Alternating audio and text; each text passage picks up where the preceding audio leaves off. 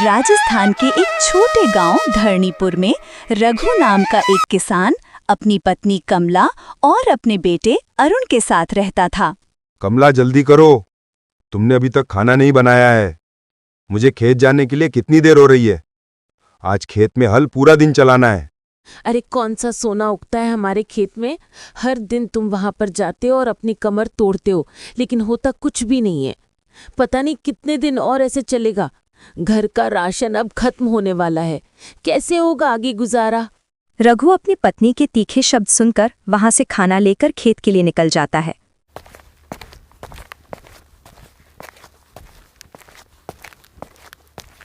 रघु पूरा दिन अपने खेत में हल चलाता है।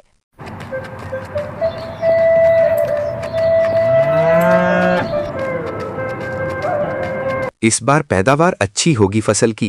पहले से बारिश भी अच्छी हुई है और खेत भी सही समय पर बो दिया।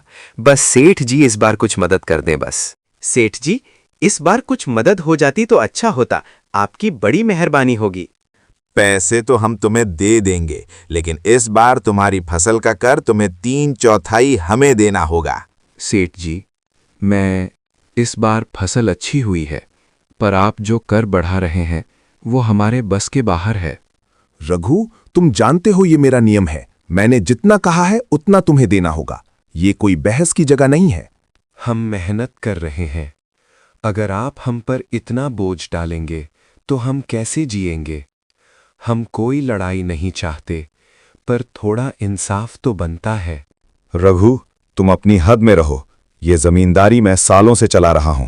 तुम मुझे सिखाओगे कि क्या सही है? वे दोनों इतनी बात कर रहे थे, तभी जमींदार का बेटा श्याम शहर से अपनी पढ़ाई पूरी करके आ गया। पिताजी, आप ये अच्छा नहीं कर रहे हैं। ये किसान हैं, इनके कारण ही हम खाना खा पाते हैं। आप इनके साथ ऐसा मत करिए। ये क्या सीख के आ गया है तू शहर से? तू ठाकुर का बेटा है और ऐसी बातें तेरे को शोभा नहीं देती। तू ये गांव की बातें नहीं समझ सकता। अंदर जा, अपनी माँ से मिल ले। बड़े सफर से आया है तू। बेटा, तू आ गया। मैं बहुत खुश हूँ। तुमने अपनी पढ़ाई पूरी कर ली और अब तुम ऐसा करो, बाहर जाना छोड़ दो, यहीं पर गांव में रहो और अपने पिताजी का हाथ बढ़ाओ और उनका कारोबार संभालो। माँ, मैं कभी भी पिताजी का कारोबार नहीं संभालूंगा। मैं जो शहर से पढ़ाई करके आया हूँ उसका फायदा पूरे गांव को दूंगा और नई तरह से कैसे खेती करते हैं वो गांव वालों को सिखाऊंगा। पिताजी बिना किसी मतलब के ज्यादा कर वसूलते हैं किसानों से। इतना कहकर श्याम वहां से खाना खाकर चला जाता है।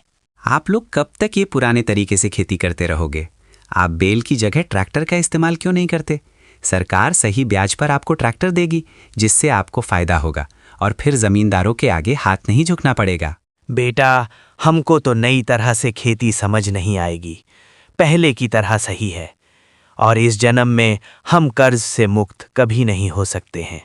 अरे काका, वक्त के साथ हमको भी बदलना पड़ेगा, वरना आप यूं ही पिसते रहेंगे कर्ज के बोझ में। रामू काका, श्याम भले ही जमींदार का बेटा है, लेकिन इसकी सोच हम किसानों जैसी है। हम वही करेंगे जो श्याम कहेगा। हम भी सरकारी बैंक से लोन लेंगे। कब तक ये जमींदार का अत्याचार सहते रहेंगे? वो अपनी मर्जी से ज्यादा कर वसूलता है हमसे। इन सभी की बातें जमींदार का नौकर लखन सुन लेता है और वो सीधा जाके जमींदार को ये सब बता देता है। मेरे बेटे को तो मैं कुछ भी करके संभाल लूंगा, लेकिन इस हरिया की ये मजाल जो गांव वालों को मेरे खिलाफ भड़काए और मेरे विरोध में सबको करे। लखन, तुम एक काम करो, आज रात को हरिया के खेत में आग लगा दो ना। ना रहेगी बांस और ना बजेगी बांसुरी, और गांव वालों को भी सबक मिल जाएगा कि जो मुझसे पंगा लेगा वो कभी खुश नहीं रहेगा। लखन हरिया के खेत में रात को आग लगाकर चला जाता है और सुबह हरिया अपने खेत के पास रो रहा होता है। हे भगवान, मैंने आपको हमेशा पूजा है, लेकिन मेरे साथ ही ऐसे क्यों होता है?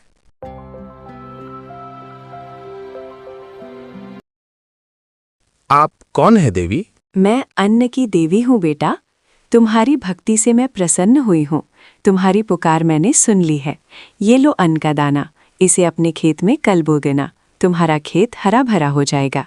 हरिया वो अगली सुबह बो देता है और उधर जमींदार के घर पर आग लग जाती है, जिससे उसका सारा धन जल जाता है और वो फिर हरिया से माफी मांगने आता है।